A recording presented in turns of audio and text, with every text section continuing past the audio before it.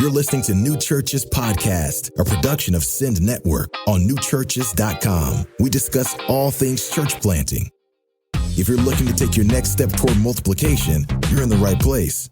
Newchurches.com provides relevant and reliable resources for church planters, church multipliers, and disciple makers. Our growing library features pastors, planters, and church leaders like Ed Stetzer, David Platt, Trillia Newbell, Christine Hoover, Dahadi Lewis, Trevin Wax, and many others.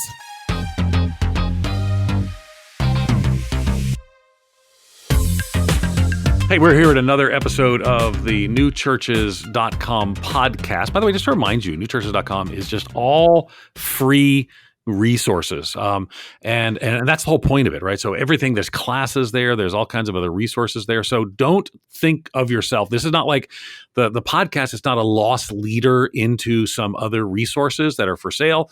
The more you go down the rabbit hole, the more free church planting resources there ultimately are. So our episode today, we're going to be talking about rural church planting as well. My guest is Will Basham. He was born and raised in West Virginia. Which just perfect for the beginning. He married his high school sweetheart, Amanda. They have 5 children. Will holds a master's degree in theological studies, and he has planted New Heights Church in Milton, West Virginia in 2012. Now, I want you to know that some of you will listen to the first few seconds of the podcast and say, rural, I'm not going to listen. Okay, get it. But what I want you to know is that we can actually learn from one another. And I think it'd be helpful for us to do so because a lot of the conversation that is in and around the rural situation does reflect kind of similar to some conversations in urban situations and more. And we see this kind of people respond to cultural contexts differently on the context, but similarly in the midst of the broken world in which we all live. So why don't you stick around, have this conversation with us as well. Will, so glad to have you. We've done a couple of things together over the years, so thankful to talk about rural church planting with you today. Yeah, it's good to be on the podcast. Thanks for hosting and having me, and good to connect with you again.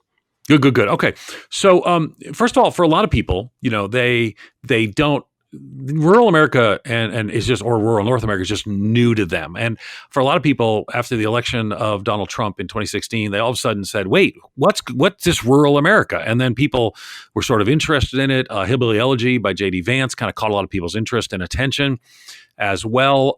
And again, but I think when people realize that, depending how you count, 46, 60 million, if you go to North America, people live in rural North America. And it's not, I would say that sometimes, if I could be blunt, even some Christian leaders sort of see that as like flyover country. That's not a subtweet at Tim Keller, just so we're clear. Because I remember I had a conversation with Tim Keller about rural ministry, and he just happened to have this call in his life. But so here's my question for you: why should we care about rural America? The stats tell us that people are moving away from rural America, not to rural America. So why not just go where the people are going? Why care about rural America?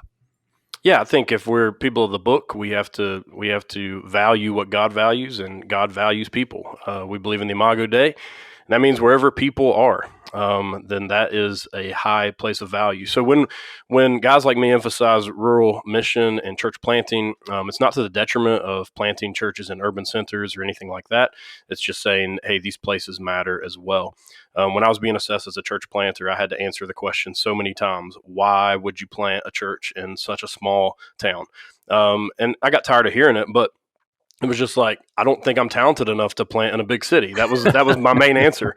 But it was, in reality, it was what I knew. It was the culture I grew up with. It was what I was most familiar with. And so I felt like God had uniquely gifted me to reach culture like was around me.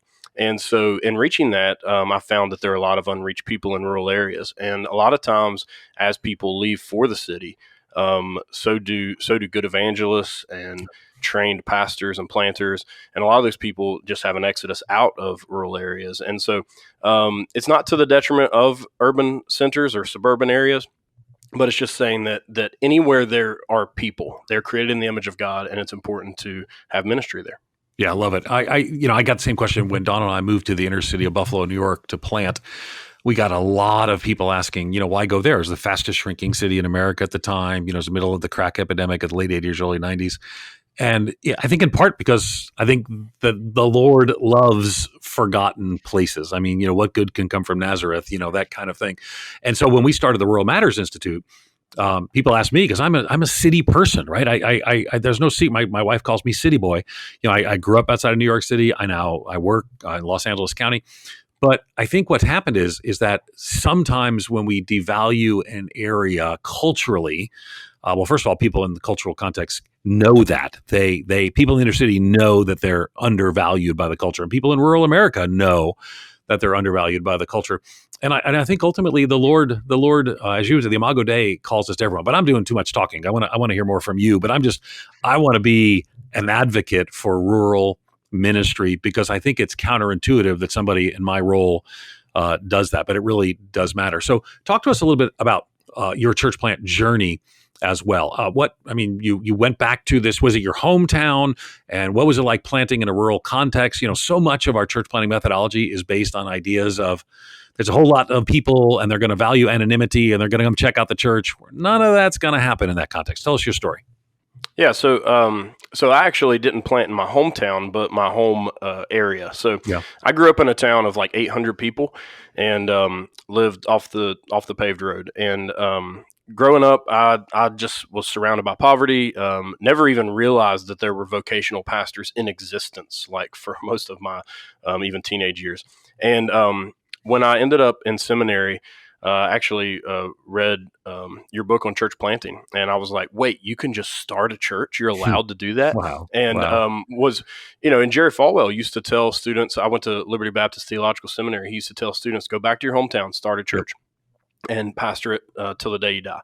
And so he was telling students to do that. And it was just this radical call to young men. And so I was like, man, I could actually do this. And my hometown, I just felt like I knew so many people in every little church there. I just felt like I would break up every church. And so Right. I just went 30 minutes directly north of where I grew up to a town called Milton, which is where I live now, where we planted New Heights Church. And it's a town of 2.5 thousand people. Wow. So I felt love like the 2.5. 2.5. Yeah, right. It felt like moving to the big city. A lot of people from my hometown felt like I left to go to the big city to plant a church. And but it was a strategic place for me. So I thought I was using all that strategy that, church planting guys that were writing books about where to go strategically were doing, because Milton's a town on the interstate in West Virginia.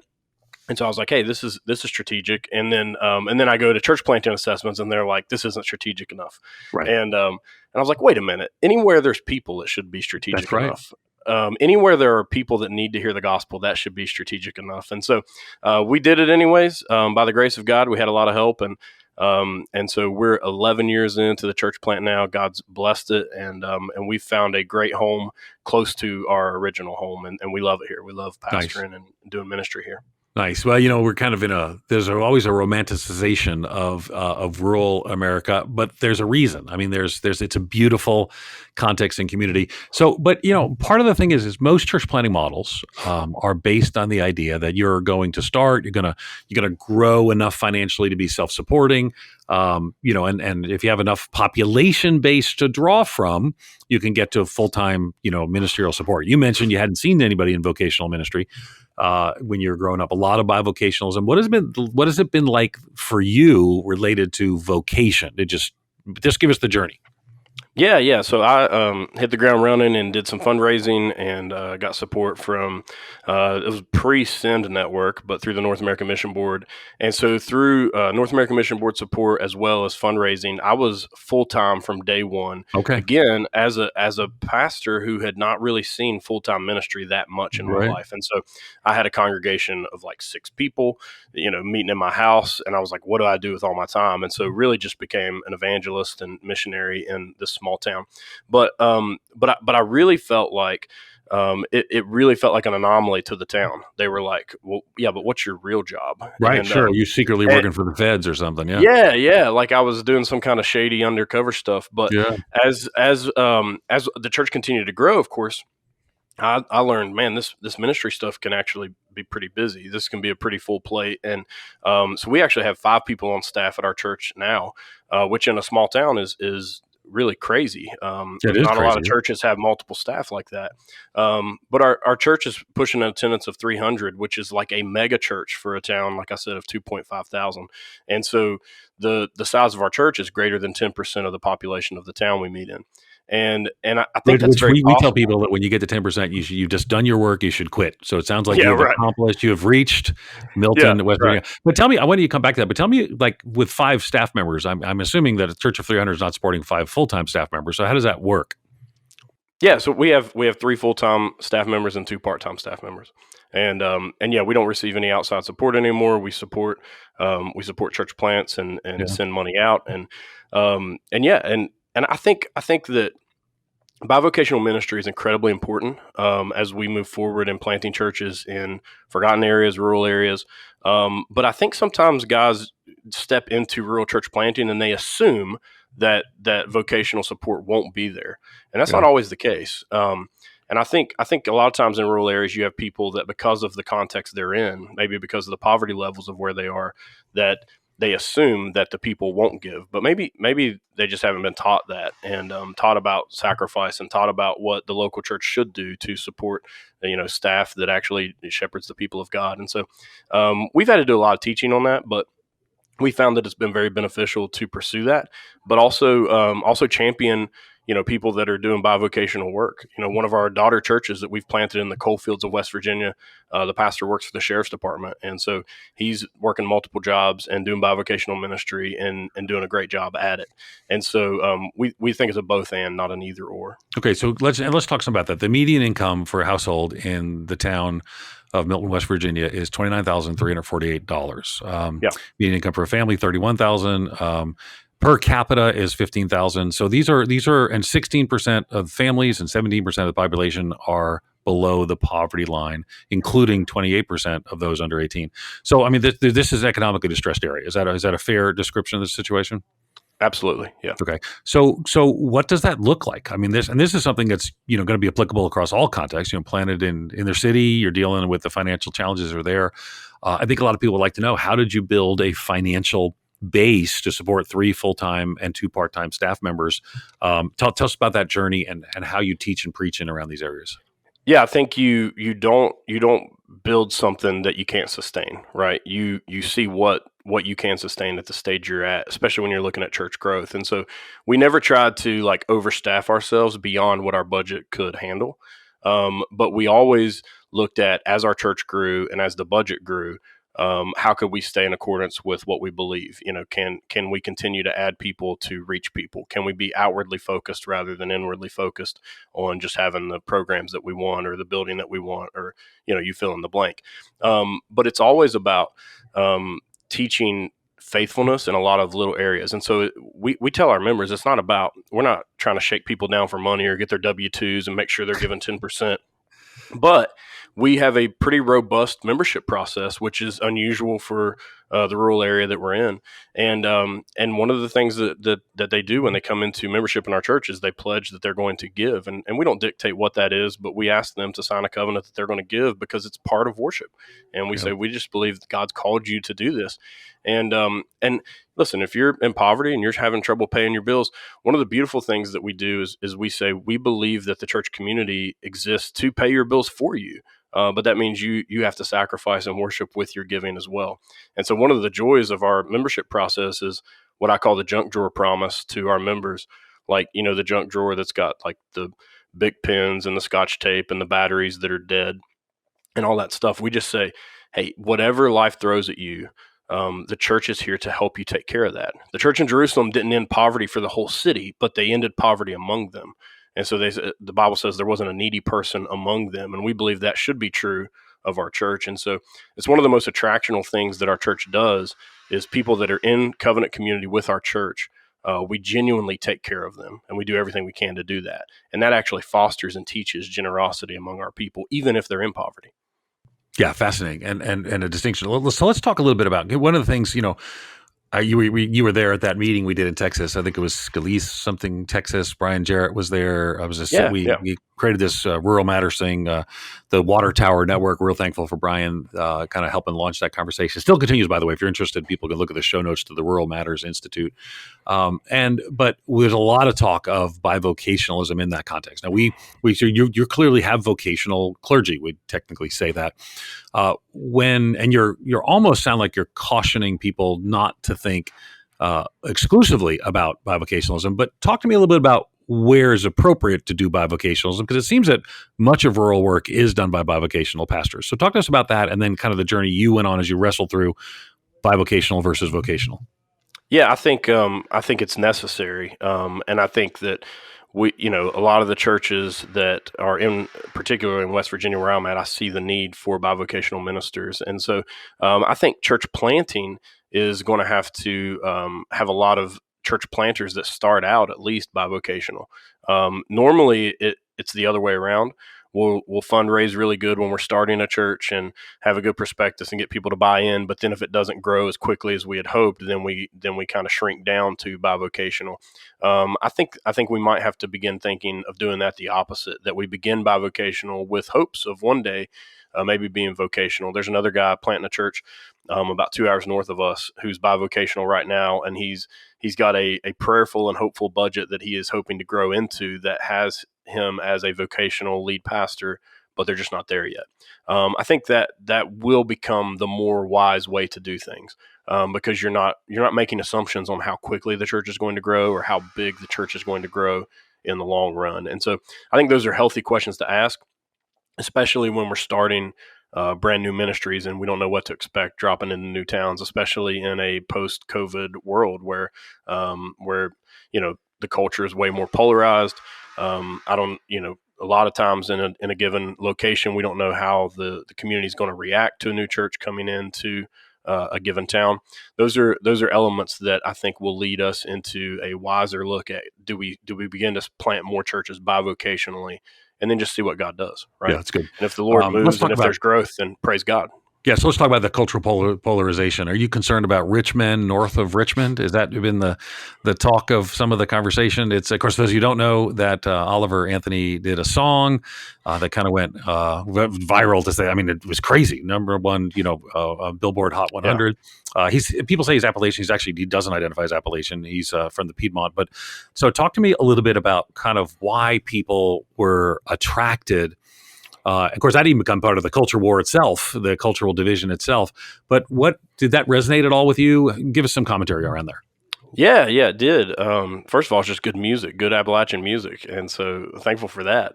But yeah, I think the message did resonate well. I think what's more interesting is how people reacted to it. Oh, for sure.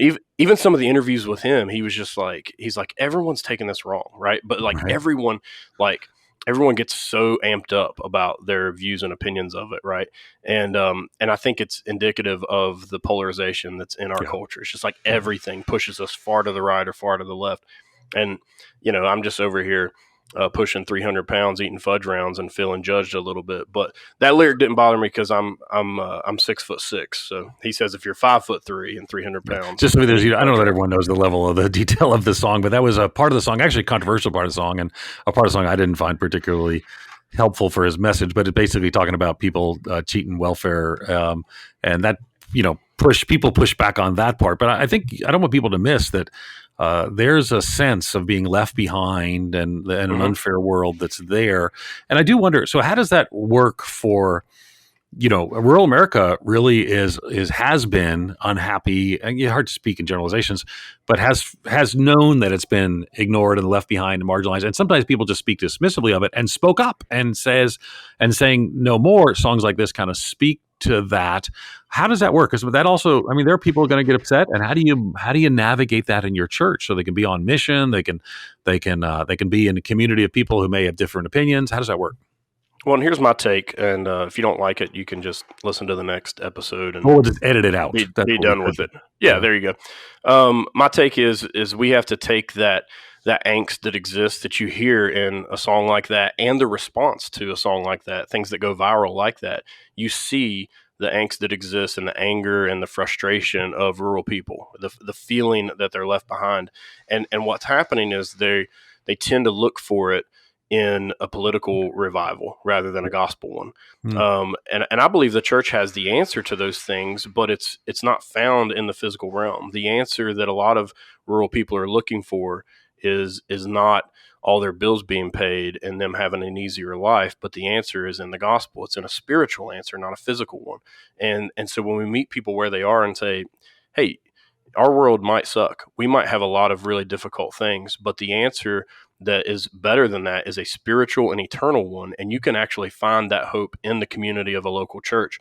I think that's what people are lacking in their lives, and that can actually reduce some of the angst and anger. Not to say political or social issues don't matter, but the gospel certainly matters more. Yeah.